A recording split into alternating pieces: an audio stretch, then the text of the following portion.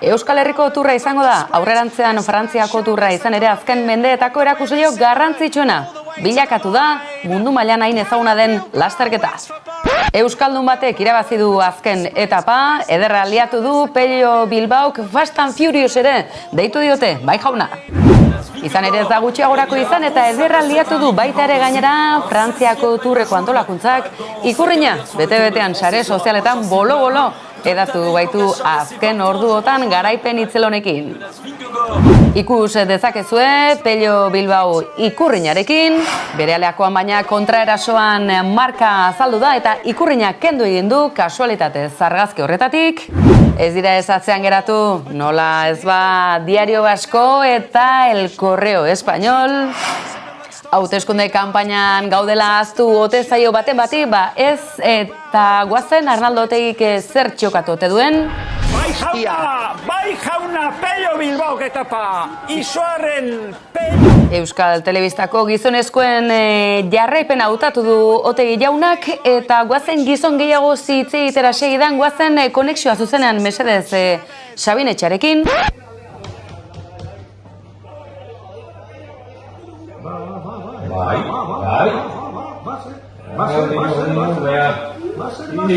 Hori da hori naturaltasuna Jaun Andreok hauteskunde kanpainaren Ekuadorean.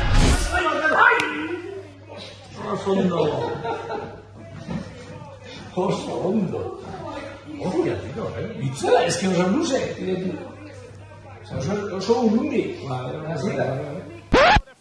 Lasai lagunak, edonola ere azken etapa garrantzitsuena da. Falta zaiguna eta hori laster izango da.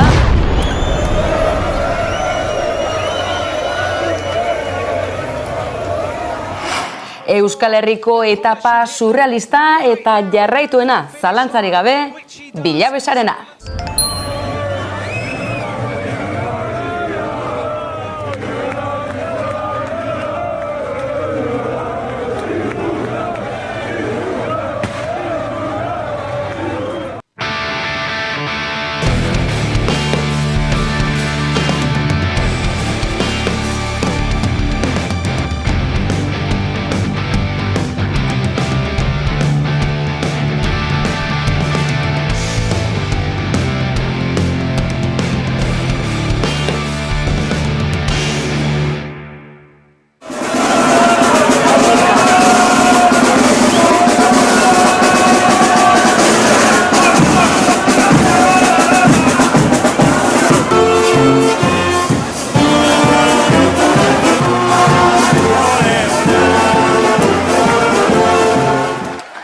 Mila 1926ko estatu kolpe edo altxamendu fasistaren atariko San Ferminak antzerakoak izango ote ziren, ez ginen izan, baina orduko lekukotzak eta orduko pankartak zezen plazako giroa eta San Ferminetako festa handi horiek honezkero baziren. Gaur egungo hauteskunde kanpaina zoro ero honen erdi-erdian etorri dira aurtengo San Ferminak eta ez dira atzean geratu ez. Hainbat dira bertako lekukotzak, sare sozialetan milaka irudi aurkituko dituzue, baina egunotako surrealismoaren kronika ederra dakar gaur Ramon Solak. Horren oihartzun txiki bat dakargu segidan, baina nahi izan ezkero, naiz puntu hausen, sartu besterik ez duzue, edota irakurri egunkaria.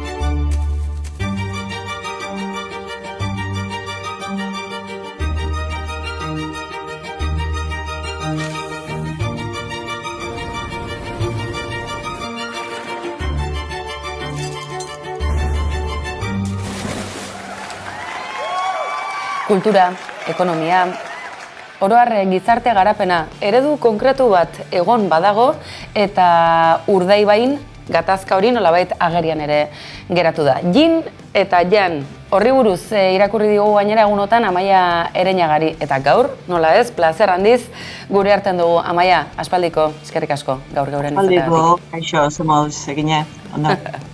Osongi, Amaia, egunotan eta gainera arretaz irakurri dugu Urdaibairi buruz azken garaiotan dezente hitz egin da, naiz eta Guggenheim bezalako proiektu bat aspaldidatik datorren, azken kanpainetan nolabait esatearren palestran egon da, eta tira, Turreko errepide bazterretan ere ikusi dugu aldarrikapen batzuk, kanpainan beste batzuk sutsuki defendatu dituzten proiektuak, Urdaibai, asko, nik uste dut baina gehiago, akaso ez dela sekula bertatik pasa.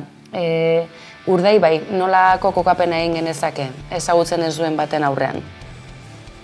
Bueno, egia da Urdaibairi buruz asko hitzeiten dela, baina nik uste dut ez dela nahiko hitzeiten, horretik idatzi nuen baita ere komentario. Egia da, hori, ezautze dugula, erreserba naturala dela, ez dakiz zer, eta gero, baina bada, orain dela 10 urtero, badago garai luze bat, azkeneko hamarkadetan, Guggenheim museoa bertan eraikitzeko proiektuarekin bueltaka ari dira, batez ere PNV-ren, jeltzalen proiektua da, goratze duzue, da, erreserba naturala, Euskal Herriko guztiok ezautze dugu, Euskal Herrian dagoen erreserba natural bakarra, eta hala eta guztiz ere dago, eta eskualde bat ekonomikoki dagoela pixkat, ez dagoela momenturik onenean, baina bihurtu da ez dakit gentrifikazio alako zerbait dago, ez? Oporretako, turismorako, eta hortxe dagoen proiektu, sortzen ari diren, dagoen mai gainean dagoen proiektu bakarra da proiektu turistiko eta kulturari lotutako proiektu turistiko bat. Bizkaian bai gertatzen da eta oso garbi esaten dute bertako agintari jeltzaleek, hemengo modeloa etorkizunerako da industrializazioaren ostean, horren desagerpenaren ostean, turismo kulturala bultzatu nahi dute. Bilbon funtzionatzen nahi da, esan edot, modelo hori gustokoa izan dezakezu bai ala ez. Eta hori museo handiak, hiria edertu eta zerbitzuetara bultzatu, turismoa bultzatu. Gaur egun gauden egoera postpandemiko honetan eta ez dakit oso baliogarria ete den. Hori bexe bera sortu nahi dute Urdaibain. Ara halako antena bat orain dela 10 urte eroia saiatu ziren bertako BBK-ko udalekuetan gaina zan eraikin babestua zan, eta guzti hori, eta bertan saiatu ziren eta azkenean Patxi Lopezen gobernu berak atzero zugota zuen. Horen berriz da hortxe mai gainean. Eta gezurra badirudi, ni ustot, ez dala oso ondo islatzen, ez dala iristen Euskal Herriko beste punto guztietara, beste txoko guztietara, bertan inguruan, Busturialdean dagoen proiektuaren kontrako movimentua, ez? Plataforma ezberdina daude, eta zentzu horretan hori pixkat mailan gainean jarri nahi nuen hauteskundetan gai asko eztabaidatzen dira, baina olakoak ere nuztote garrantzitsua dira. Zentzurretan, gainera erakurtzen dizugu Paradisu eta Infernua, Gin eta Jan. Aipatu duzu, hainbatek ezagutuko duela, Urdaibai inguru hori, baina akaso Gernika berare ez dute lotuko, baina bada nolabait bizirik edo babestutan mantentzen den azken natur gotorleku bat, itsasoaren sakonera hainbat ditugulako, Kantauriko kostaldean, baina gehienak industrializatuta edo zeharo kutsatuta egon daitezkenak dira, besteak beste, Petronor inguru hori ere inguru eder askoa izan daiteke, baina geratzen den azkena. Aipatu duzu Eusko Alderdi Jeltzaleak sustatutako proiektu bat ere izan dela, deigarria da, babestutako gune horrek garapen ekonomikoan gainbera izan duela, ontziolak ikus daitezke oraindik ere, oinez naturgunetik joan ezkero, edota uretatik, Biraguan, badira aukera ezberdinak. Alderdi sozialistak dudamuda izan du. Alderdi popularrak ere kontrako jarrera ere izan zuen urte batzuetan zehar behintzat. Igual esango dizuet toki berezi bada, guztiok ezagutzen dugu hor Kanalan, zuk ezagutuko zu, ez? Kanalan dagoen hortxe taberna horretatik ikusten da, eske parez pare jartzen zea, da eskumaldian, ez? Itsasadarraren eskumaldian jartzen zea, eta bertatik ikusten zu, hori Paradisua. Hau da, erreserba naturala, ikusten da bestaldean Gernika, Sukarrieta, Pedernales, eta hori, parez pare daukazu ontziola, Murotako ontziola, onduan udalekuak, Bebekako udalekuak, eta ze gertatzen da proiektu honekin oso bitxia da, teorian ez ginateke kontra egongo, ez, gehienok, beste museo bat eraikitzearen kontra, baina hau ez dute oso garbi esan zer den, ez, nolakoa izango den. Asuntoa zea da, museoaren egoitza bat Gernikan egongo zala, ez, Gernikan, eta beste egoitza bat Muruetan, bata punta batian bestian. Bide bat zeharkatuko luke, ez? Justo, erreserba naturalen erditik pasatuko zen bide bat, eta bat eta bestia lotuko zituen. Gero, horretaz aparte dago, BBKko egoitza da hor, onduan, udalekoa direnak, orain BBK klima deitzen dana, hor ere oso garbi ez da, ere erabilera izango den, ez? Orduan, proposatzen dute justo, erreserba naturalaren erditik, turismoaren transito bat. Hilabete batzuetan, esaten dutenez, oso arrarua egiten zait niri guzti hori.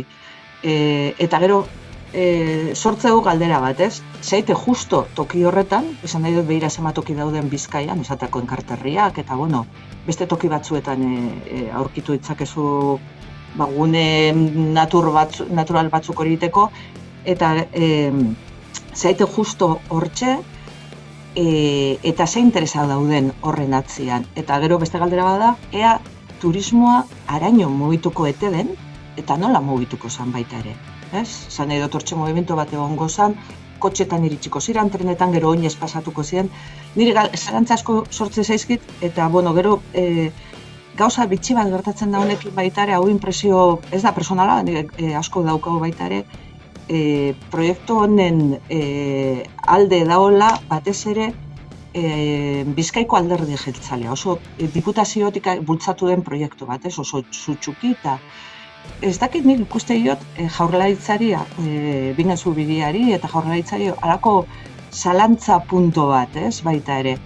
Ez da oso konbentzituta ikuste, baina azkenian seguruen ekingo da, ez? Eta malgarria izango litzateke, bat ere kontua ez izanik, erreserba natural zoragarri bat daukagula hortxe, ez? Eta pena bat izango litzake nik egia esan ez dut ulertzen oso ondo.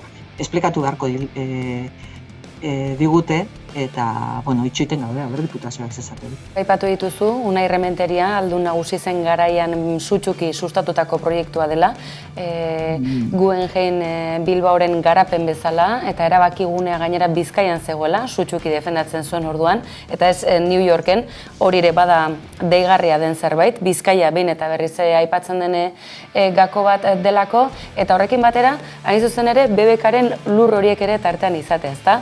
Urte luzez, gazte belaunaldi askorentzako naturgune horrekin nolabaiteko lotura eta Euskal Herriko parajeekin ezagutza hori sustatzeko bideratua, inguru paradisiakoa, ondo aipatzen duzun bezalaxe, eta orain esan genezake nolabaiteko naiz eta proiektu kulturalak izan badu puntu pribatu handi bat egin batean, eta bereziki funtzio aldaketa nabarmena. Bai, ni egia esango dizut, nik inpresioa daukat betidanik horren atzean beste zerbait dagoela. Esan beste movimentu ekonomiko bat, halako zerbait. Ez dute oso ondo esplikatu. Zetako den, zeuren lanpostu bateako ziren, sortuko zituzten, onura ekonomikoak ekarriko zituztela Busturi aldeako, baina ni inpresioa dakat, eta orain arte eman den informazioen arabera, hor atzean beste interes batzuk daudela. Hau da, eraikinak egiteko. Badago, hor atzean dauden interes batzuk, eta gero Gernikan gertatu den hauteskunde municipaletan eta udal hauteskundeetan gertatu diren movimentu arraroekin, hau da, azkenean, PNV azkenean beste lista zalantzagarri hori sekula onartuko ez zuen, ero bultzatuko zuen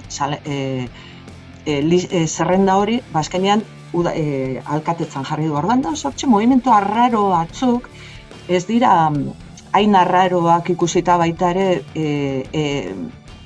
proiektu kultural eta turistikoen inguruan badauden hortxe interes ekonomiko asko daude, batez ere Bizkaian. Esate dizut, Bizkaian argi eta garbi daola, ez dakit, halako sentipen bat, halako proiektu bat, ez dute Euskal Herria kab, egoaldearen ikuspegitik, klabetik ikusten, behiratzen, planteatzen, baizik eta Bizkaitik. Oso bizkaitarra da, eta hemen bultzatu, eta zinema plato batzuk sortuko dituzte. Ordan, horatzean badau diru bat, moitzen nahi dana, eta baina segertatzen da diru horregatik, dirutza interes horiegatik, erreserba natural bati zeharkatu eta horrekin bukatuko dugu, paraisu horrekin bukatuko dugu, ez daka zentzurik. Zentzu horretan aipatzen duzun lerro hori izan da, Eusko Alderdi Jeltzaleak Bizkaian duen esan dezagun ibilbidearen garapena, historikoki eta badirudi, bintzat aurrera begira esku hartan duten proiektu estrategikoenen artean dagoela bintzat Urdaibaikoa. Ez dugu aipatu gabe utziko, lehenagotik ere badirela, bestelako adibideak, lehendakariek ere ardantzak izan zuen, auzi polemiko nabarmena Urdaibaiko inguru horretan, egia da, udatiar aberats askoren edo hainbaten tokia edo ingurunea ere badela, eta nolabaiteko gotorleku moduko bat ere badutela egin batean. Tira, urarekin izan duten gatazkala eta guztiz ere beste baterako utziko dugu, egia da badirudiela, Urdaibai paradisua badela, baina azpiegitura aldetik muga handiko ingurua ere badela, eta aberatsa izan gabe, bat baina gehiago estuasunetan ibil daitekela. Gernikako adibidea dugu, Gorroño alkate baina tarte baterako bakarrik, ikusteke, zer gertatuko ote den eta proiektu honek ze zer ikusia duen. Deigarria donola ere mundaka baten esate baterako Eusko Alderdi Jeltzaleak urte luzez izandako gobernantza hori bukatu ere egin dela. Ikusteke, ea zer gertatuko den guzti honekin. Amaia, donola ere, lehen aipatutakoa, filma ez, abesti bat aipatzen zenuen, nolabaiteko deskribapen gisa, bazuelako nolabaiteko paralelismoa. Gure belaunaldiak deskubritu egin dugu zuri esker, hori ere aitortuko dizut. Baina alderak eta azaldu iguzu, zein da atzea azalpendu du, zergatik aipatu duzu adibide gisa? Stevie Wonderren diskoa, Stevie Wonderren disko hori, ez dizut esango zen ere ingles kaskarrian, dozar gauza esango duke, baina disko hori da naturarekin bai, egindako naturaren soinuekin egindako disko bada, disko referentzial bat, eta baita ere, orain dela gutxi, hemen Bilbon, Alondegian egon den erakusketa batian adibide bezala jartzen zuten, natura eta gizakiaren arteko loturaren arteko erakusketa bat zat. Eta, aipatu dut naturagatik zemateko jartzeu zuk askoa, eta hau entzuteakoa ematen du Urdaibain bertan zaudela, halako zerbait naturan bertan murgilduta, eta gerozken nik gaztetan baita ere, diskorrekin, nola izarra nahi zen, asko disfrutatzen duen. Eta dana, Rolling Stoneen azkenengo aurtengo aukeratu dituzte azken urteetako, azken hamarkadetako diskorik onenak, eta hortxe gehienak hau aipatzen zuten, Stevie Wonder. Aitzakia ederra izan dugu, Urdaibaiko auzi honen ingurumarian, Amaia Ereñagaren iritzia ekarri dugu gaur, eta bukara ere nahiko musikala. Paradisu honi buruz, espero ezagun Infernu ez bilakatzea, aipatu dugu urarekin nahiko estututa dabiltzala, baina tira, Infernu ez dadila bilakatu, azken galdera trampa bat. Uste duzu, Guggenheim Urdaibai hori gertatuko dela, etorriko dela, ala proiektu batean geratuko dela? Ez dakit.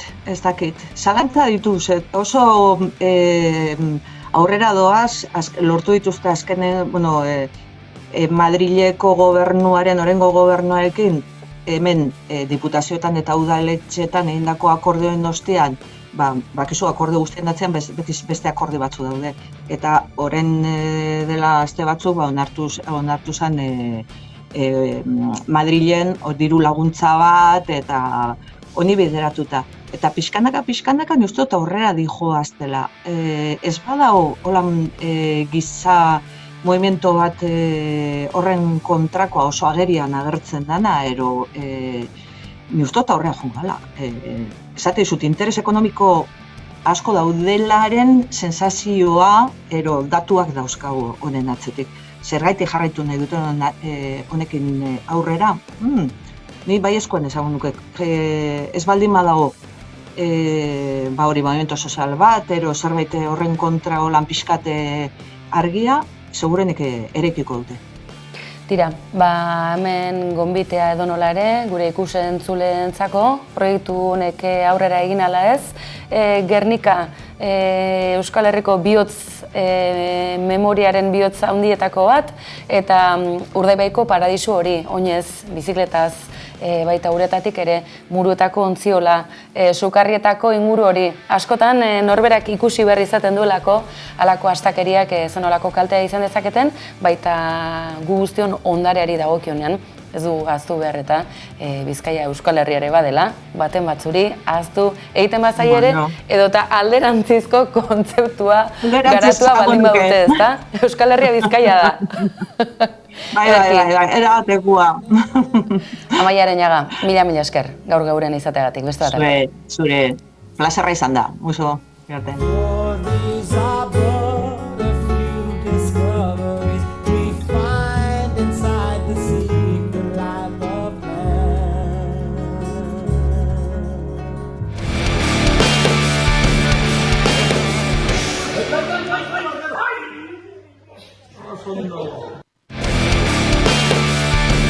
Uno de mis trabajos a lo largo de mi vida política fue unir a todo lo que estaba a la izquierda de la derecha. ¿Sí? Perdón, a la derecha de la izquierda. Izquierda, derecha. Unir todo lo que estaba a la derecha de la izquierda.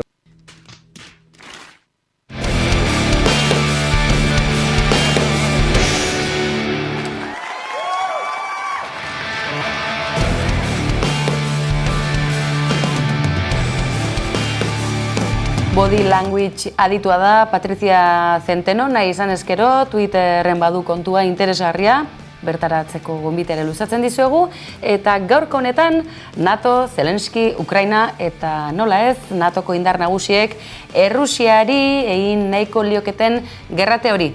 Mundu maila krisian dagoela zalantzarik ez da, baina argazki honek zeresan handia eman du, sare sozialetan behintzat. Besteak beste askoren interpretazioa izan delako, Zelenski bere bakardadean izan dela azken gailur horretan. Edonola ere argazki gehiago egon badaude eta hainbat aliatu badituela agerian geratu da. Baina argazki ofizialari dagokionean halako uneak benetan garrantzitsuak dira eta analisi politikorako tartea atera du bat baino gehiago. Sare sozialetan gauza gehiago. Sánchez eta Feijóo eta Sánchez aurrez aurrekoa, Ollar borroka eta sare sozialetan badakizue gaur egun jende gehienak ez duela guztia ikusten, 4 bat ere ez, 10 bat ere ez, laburpena 35 segundutan. Ya hay muchos vídeos desmintiendo las mentiras de ayer de Feijóo en el debate, pero yo te desmiento 6 en 35 segundos. Dice que debe gobernar la lista más votada cuando ellos gobiernan en diversas comunidades autónomas sin ser la lista más votada. Dice que Unidas Podemos no firmó el pacto contra la violencia de género cuando es mentira y fue Vox, su socio. Dice que el gobierno de Sánchez ha creado menos empleo que el gobierno de Rajoy cuando es mentira, pero gracias a Yolanda Díaz del Ministerio de Trabajo, no gracias a Sánchez. Dice que hay 43.000 autónomos menos que en 2019 cuando hay 77.000 autónomos más. Dicen que nunca pactará con Bildu porque ellos no llegan a acuerdo con etarras y radicales como ellos lo llaman, pero después llegan a acuerdos en el Parlamento Vasco, además de que Bildu no es ETA. Dice que están a favor de subir las pensiones cuando votaron en contra. Neofrankismoaren aurrean botoa emateko deia luzatzen ari dira batean ala bestean, izan alderdi bat ala beste, horda frankistak badatozela ohartarazteko abestiare badugu sare sozialetan. Ya vienen metiendo miedo, señalando al diferente, fascistas del nuevo orden, comiendo el coco a la gente.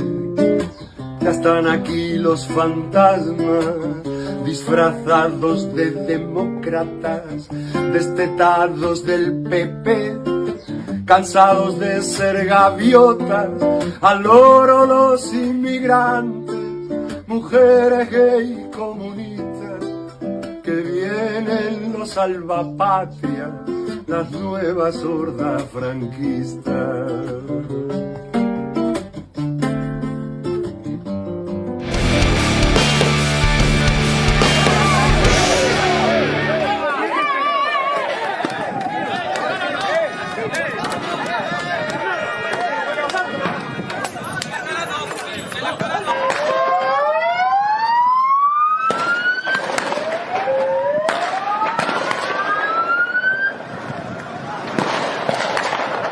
Galizia alderagoaz, sare sozialetan bolo-bolo dabiltzan irudiak dira hauek, Bigoko metaleko langileak greba egunak dituzte, soldata egoerak eta lan baldintzak hobetzeko greba egunak, eta poliziaren kargak zoritxarrez. Edonola ere, Bigotik bestelako irudi batzuk ere badakartzagu, segidan aurrera pentso bat.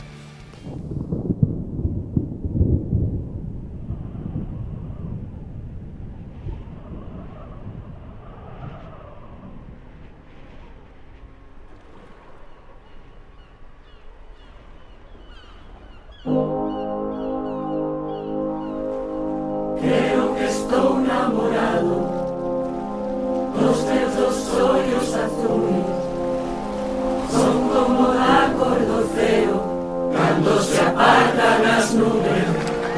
Milioi bat ikustaldi baina gehiago ditu honez gero, Zetangana ezagunarekin batera, Bigoko zeltak kaleratu berri duen abestiak. Eta honekin utziko zaituztegu, ikusgarri delako besteak beste, eta badakizuelako sare sozialetako zizkamizka hauek ekartzea gogoko dugulako bereziki kolpez kolpe antenatika eta albistegi zerbitzu honetan badakizue. Nahi eran izango dituzuela, 24 orduz kolpez kolperen sare sozialetan. Bihar arte, eskerrik asko, hori izateagatik.